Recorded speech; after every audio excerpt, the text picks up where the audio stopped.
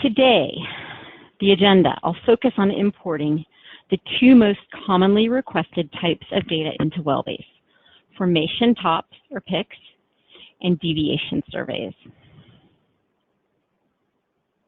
At this point, I'll assume GeoGraphix is already installed and ready to go. I have a destination project ready for the new data updates.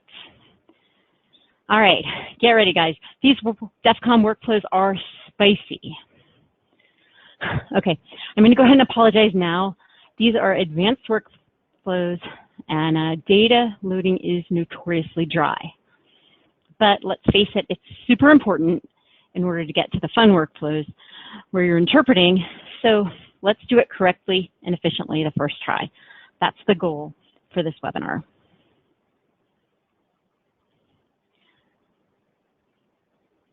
To begin, you can download these DefCon GXI files from our GVERSE support site. They're located under white papers in the Knowledge Center. Go to Data Management and Mapping, and then to DefCon.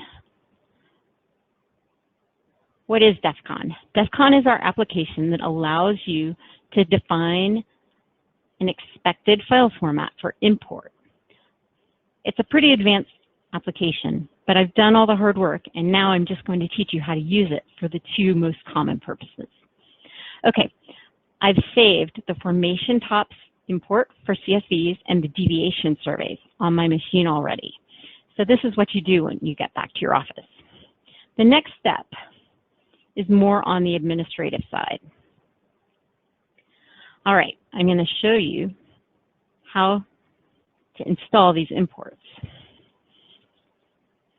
Rest assured, the directions on how to install DefCon files are included with the white papers on the website. So you don't have to take furious notes and remember every detail. You'll be able to read along later. These DefCon GXI files are installed on the local computer, and it's a one-time step per computer. You can install them on more than one GeoGraphix workstation. The installation step does require permissions to write to the local Windows registry, and you might need to temporarily turn off Windows user account control. Okay, IT folks out there in the audience, don't be alarmed. These two requirements only apply to this brief one-time step. If your users don't have this type of rights, you can either temporarily grant them, or if you don't want to do that, an IT person can log into the workstation, perform the steps, and then log back out. And we're talking about a 1 or 2 minute workflow. When you install a DefCon,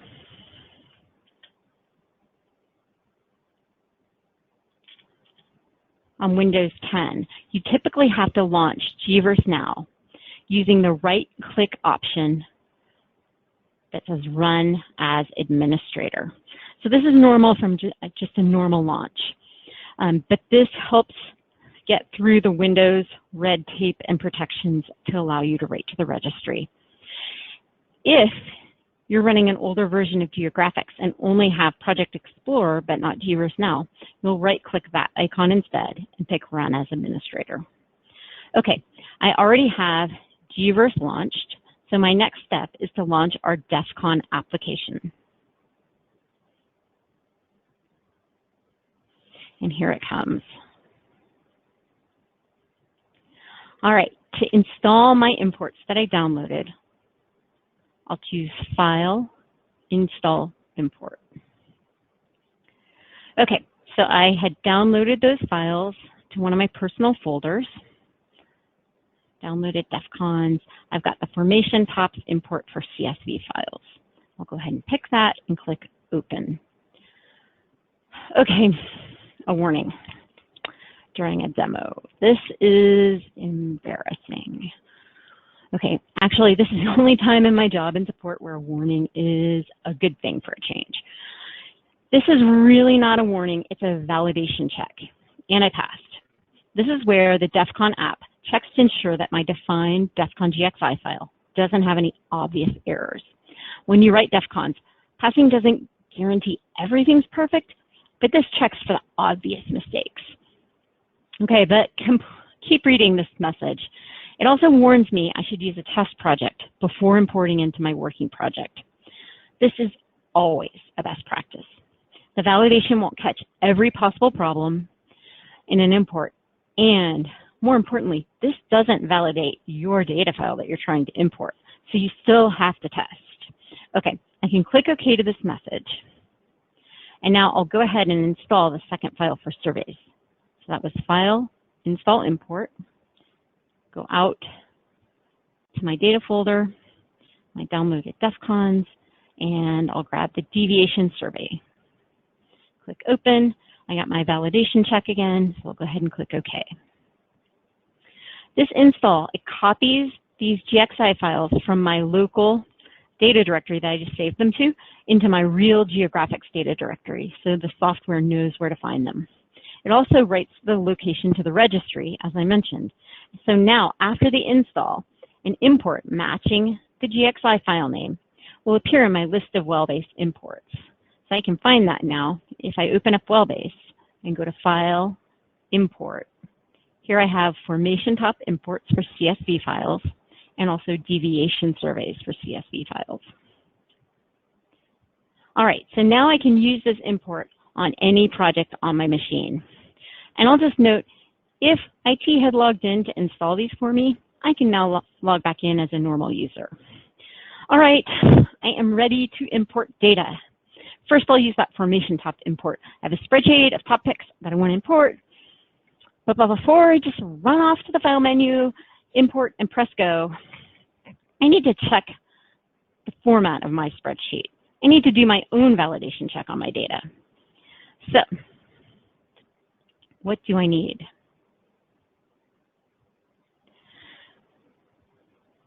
The TOPS import requires a spreadsheet-friendly, comma-delimited CSV report. It needs columns in the following order. It needs the well ID, so your UWI or API, the formation name, the source, so usually your geologist initials, maybe a data vendor initials, the observation number, the top measure depth, and optionally I have a space for a top TVD. Okay, if you notice the long novel of an import name, file import, formation top import for CSV, and then I list all the column names in order. This is for future reference to help remind you of what the import expects. And you'll also be following along directions from the white paper. Okay, back to my file. I want to open my report file in Excel and Notepad. I like to check it in both spots. I need to confirm that the column order in my TOPS reports matches the column order expected by this DefCon import. Using Excel, I can rearrange columns, remove extras as needed to match the DefCon. It's critical that any TOPS file always includes these columns in this exact order before I try to import. Otherwise, I can end up with a list of measure depths in my stop column or my source list, and then you will be calling me for tech support. Okay, column order, super important. A bit more minor housekeeping. This import is set to skip the first row in my header file as the header. So I'll keep that header row in the file, but if I have a couple header rows, extra blank rows, I delete those from the top of the file. So I just want one header. Let's see, about the observation number. You won't always have this in your initial TOPS file. If your TOPS file doesn't include repeated picks for a given well, like from faulted formations, you won't have this column. So you need to add it using Excel. But if your formation tops don't repeat in a well, you can set that observation number to 1 for the entire file. But you do need this column. Okay, another thing to note. You want to note whether or not your top measure depths are in feet or meters. The depth units, they're probably going to be a no-brainer based on the country where you're working. But be sure to use the import that has metric in the name if you're importing meters. For this webinar, I'll be working with feet in the US wells, but there are metric imports included on our website. All right, we have a few other bigger considerations as you review your import file. Consider the well IDs in your file compared to those in your project. In my file, I've got 14-digit APIs.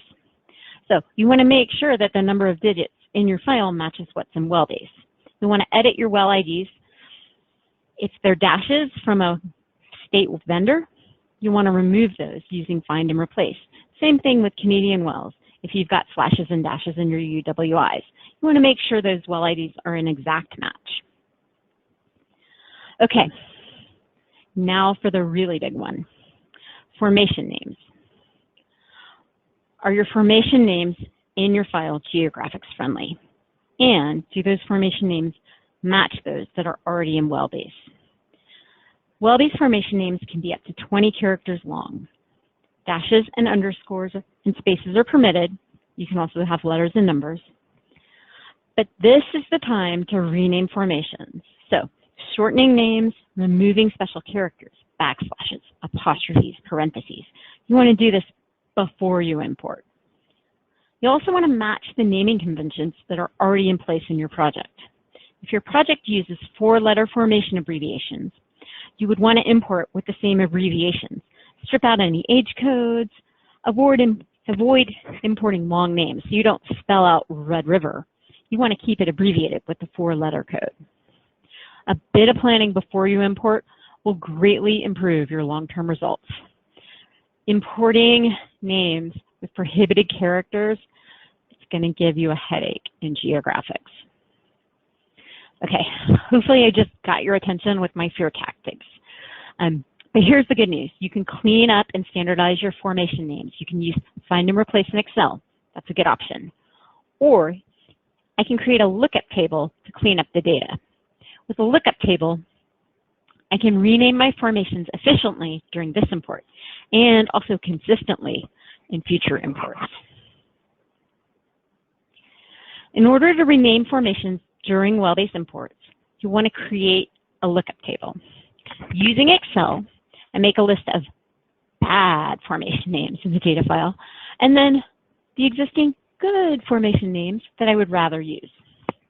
So this is just a 2-column table. Column A is the bad stuff. I've entered my GeoGraphix name for each formation in column B. So I've removed age codes, backslash, parentheses. Shortened, matched up the names so that they match in WellBase. Oh, and you don't have to include formations where you're not making a change. So if I have BKKN in my import file, and that's what I want in WellBase, I don't need to include it in my list. Okay, this lookup table step is optional. Again, you can just use find and replace in your actual data file if you only have to make a few little changes. But if you have to make a lot of changes, consider this lookup table option. All right, let's see how to apply this to my DefCon. So I'm going to bring up my DefCon application, and I'm going to open up that TOPS import. So File, Open. All right, during this step, I want to open the copy of my GXI file that's in my local data directory. Now this is where this dialog defaults. See Program Data, GeoGraphix Data Imports. This is the version of the file that GeoGraphix will read, so I want to make sure I edit the right one in this default location. So I'll go ahead and pick Formation Top Import and click Open. Okay, now I'm getting prompted for sample data file. I don't need that for this step, so I can just click Cancel. Now my DefCon is going to open up. Okay, once it opens, I'll go to Fields and then Lookup Tables.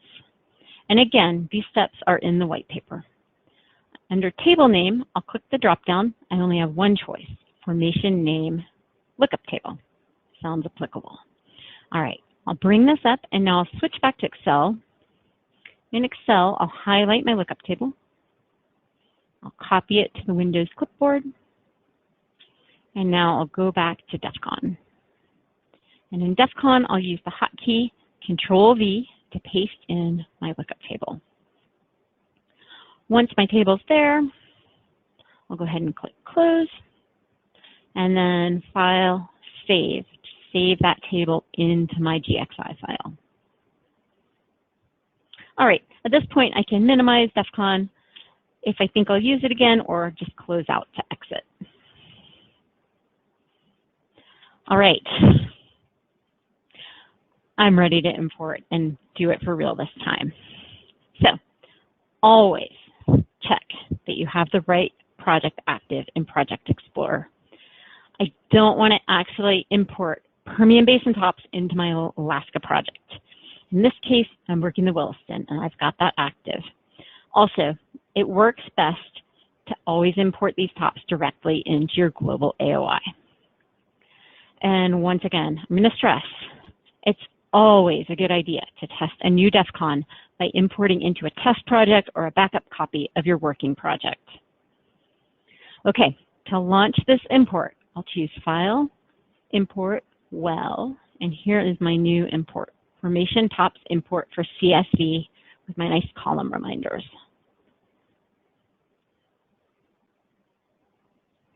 Okay, the first dialog that pops up is the Choose DefCon template. I don't have to do that, so I can just click Next here. Now I'll browse to my data file that I showed you earlier. Okay, see data, and I want the Formation Tops CSV, and I'll click Open. Override options. Let's talk about those. I have newer top picks in the project under my source than I do in this data file. So I want to preserve those. I want to protect what's in the project in case I have anything that overlaps. If my file had newer, better picks, I would use Override All. I want to clear the checkbox, Perform Bulk Load Update. This option is not needed for smaller files, which is typical of a top report, and it also requires exclusive access to the project. I have colleagues working, so I'll let them continue. Finally, I'll set the survey option to Do Not Calculate. If I needed to calculate surveys, I'd probably run the batch surveys after I import surveys later. I'll go ahead and click Next. For the boundary action, I want to accept the default. That's to expand the project extents to include all wells. In this case, that means include all the tops in my data file. Don't worry about where my wells are located. I don't have lat longs to worry about. Go ahead and click Next. And this is the Import Data Coordinate System dialog box. Okay, I just said, and I showed you, the formation tops, it doesn't include location data. No surface lat longs, no bottom holes. So it's not going to involve any coordinate transformations. So I can just click Finish. But if I was importing locations like a GeoGraphix ASCII4 that had coordinate data, it would be imperative that I select the coordinate system and datum that matches the location data in my file. Okay, I'm ready to go. I'll go ahead and click Finish here. And there goes my import. And it's finished, so let's go take a look in WellBase to see what I got. Okay, here's my first well. I'll go up to this Quick Filter button, and I'll apply a quick filter for formations and click OK. All right, looks like about 10 wells, 8. I'll go to the Formations tab, and here are my picks with my source. If I had already had vendor tops in here, like from GDS, GCS, IHS, whoever, they would be in here with their own source. All right, looks good. Let's go ahead and import some surveys. So I already installed that DefCon import, but now I can import my surveys, but first I need to check that format of my spreadsheet. Again, column order, super important. Okay, for the deviation survey import, this one also requires a comma-delimited CSV report. And again, the import requires columns in a specified order set by the GXI file. So in this case, I need my well ID. So that's your UWI or API, the survey point number, the measure depth, the inclination, azimuth angle, TVD, and then the north-south offset and the east-west offset. Again, this column order, it's included in that import name for future reference. And again, you want to be careful about matching up your well ID formatting with the wells already in your project. Okay, so I'm going to open up my survey file in Excel and Notepad and confirm that the column order matches the columns expected by this import. I can rearrange columns or move extra columns as needed, but it's absolutely critical that my file always include these columns in this exact order. So I don't have to have data in every column. A common example here is that survey point number. That's optional, don't need it. It can be blank, I just need the column designated.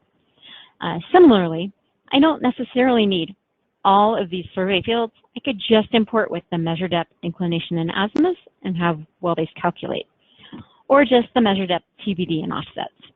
If I have all of them, that's great. The key is the columns have to be in the right order.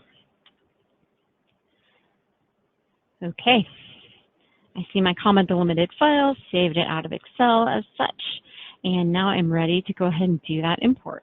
I'll go back to WellBase, File, Import, and this time Deviation Survey CSV.